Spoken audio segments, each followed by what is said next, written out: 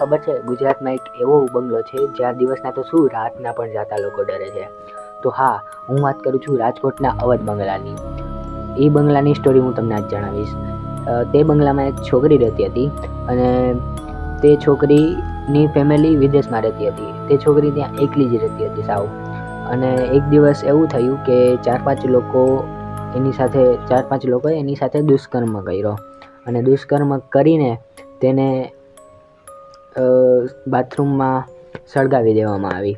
Okay, અને ત્યારથી એવું કહેવાય છે કે એ બંગલામાં એ છોકરીની સ્પિરિટ થઈ છે.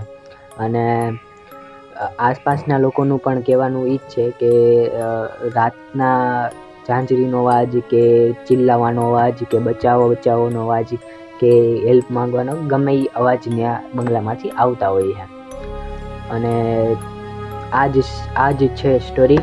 તો તમે મને કહો કે આ સ્ટોરી સાચી છે કેમ કે મને પણ જાણવા મળી છે આ સ્ટોરી. તો નીચે કોમેન્ટ કરો કે તમને સ્ટોરી કેવી લાગી. અને હા, અમારી ચેનલને લાઈક શેર અને સબસ્ક્રાઈબ કરો.